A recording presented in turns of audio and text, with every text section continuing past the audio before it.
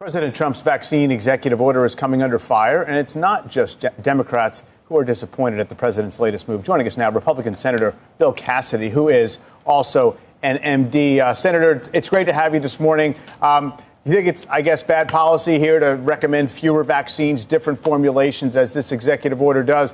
What are folks supposed to think about this if you have that message on one side and then much of the medical community and others saying don't make any changes? Let's take the perspective of the mom at home. Wait a second. I'm supposed to take measles and a mumps and rubella, 3 different shots, instead of 1 shot where they're all combined. So instead of 2 jabs, because you get 1 and 2, we now have 6 jabs. And instead of missing work 2 times to take my baby in, now I'm going to miss work 6 times. And instead of coming home with my child a little bit irritated because they've had a shot in their thigh twice, now it's 6 times. I think from the perspective of the mama, she is going to be very upset, and she deserves to be upset. This does not take into account her reality. One more thing. Earlier, you had a segment on the higher cost of health insurance premiums. Now, instead of the insurance company paying for 2 visits, they're paying for 6 visits. And ultimately, that increases premiums. This is bad policy on multiple levels.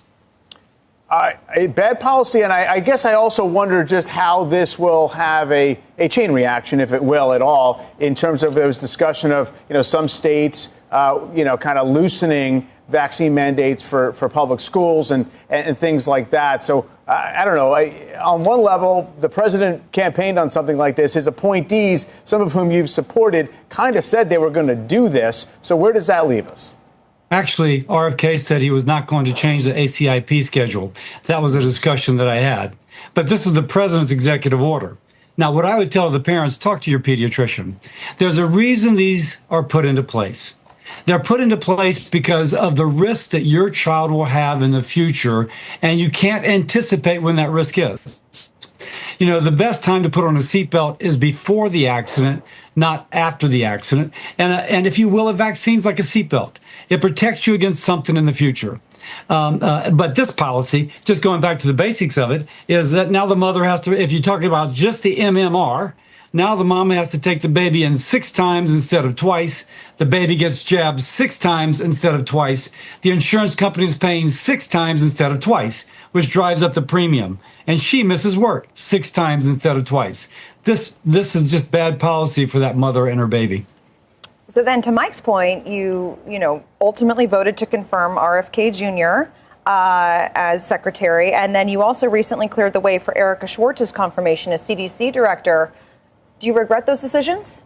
Well, so first, this is a presidential executive order. RFK told me he was not going to change the ACIP. So if you want to tell me somebody didn't tell me the truth and I should have seen in the future that they were not going to tell the truth, you can say, oh, Bill, you should have seen into the future, in which case I'd be on your show talking about the futures of stocks as opposed to vaccine policy. And I anticipate Erica Schwartz will do the right thing. She made a point that her integrity was not in question. And she's got the spine of somebody who's been a senior officer in the Coast Guard. She said, I don't need this job. My integrity is more important to me. In this case, her integrity, this system, matters to that child's health. Keep in mind, people undermining faith in immunization has led to children dying from measles. Children who should have lived to be 84 years old died from measles. Thousands infected, many in the hospital. Some will have complications later in life.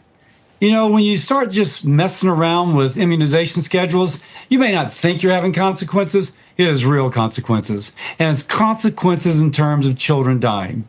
That should just get everybody pause before they do something reckless that they don't know anything about, and that's been driven by ideology and not by actual scientific literature. If that's the case, Senator, do you think Congress should do something about it? Should it pass legislation that pares back the ability for, an executive order that shares medical guidance? Well, fortunately, there's already laws in place. Right now, there's a federal judge which says that recent attempted changes to the immunization schedule are on pause because they don't comply with the law. And so that's a good thing. But on the other hand, clearly, people just out there undermining faith in immunizations is going to lead to fewer people being immunized, which means that the illness, the death associated with that undermining trust is upon the people is upon the people who actually promulgated this. Wonderful scripture. Temptations to sin are sure to come, but woe to him by whom they come. In this case, temptations to not believe, hey, this is really good for my child. But by the way, now it's inconvenient because it's 6 times I have to go to the doctor instead of twice, is going to lead to some children not being fully protected, which in turn leads to some children getting sick and ultimately some children dying. That should just give everybody a sense of seriousness about what's taking place. Senator and Doctor, December 10th, I think, 2020, I was in Shreveport, Louisiana, a town you know very well, when the first COVID vaccines rolled out. We all kind of cried. Literally, it was so powerful of a moment because we thought, okay, this horrible pandemic is going to come to an end. And it was the first load of shots that came out. We watched it come off the negative 179 degree, into coolers. Super powerful. Ran into a lot of vaccine hesitancy there. And even then, this is the first day. In fact, we didn't have enough people willing to do it. They just didn't know where it was coming from. What's the best policy to increase trust in vaccines among a large percentage of a population in rural areas or for religious exemptions, whatever the reason may be? How do we increase trust in this? Because there's a lot of deep-seated untrust among specific communities, particularly like we talked about yesterday on the show, in some of the more deeply religious communities. So first, all truth is God's truth. And so if you're able to protect people by giving them something that God has created, which is science and truth, that's a good thing. Secondly, I really encourage mamas, dads to speak to the child's pediatrician. The child's pediatrician is someone who typically is trusted. They've been there when the child is ill. They will speak to the parents regarding the importance of the immunization. And by the way, it isn't just the child who's affected. There's a recent, a year or so ago, a Canadian woman who was pregnant, exposed to someone who had not been vaccinated, and pregnancy immunity decreases. And so being exposed to someone who was infected, she got infected and the baby spontaneously aborted.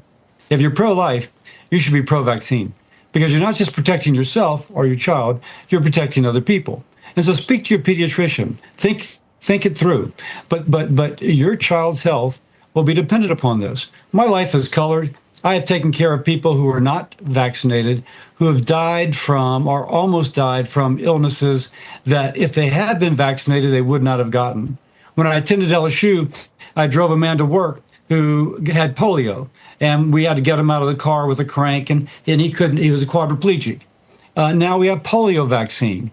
I am afraid that it may take for some people seeing a resurgence of these illnesses, the death and disability that results, to convince them. I hope that's not the case, but that's why everybody in a position of authority should be saying vaccines are safe. They are the risk-benefit ratio really benefits. And so please get your child vaccinated.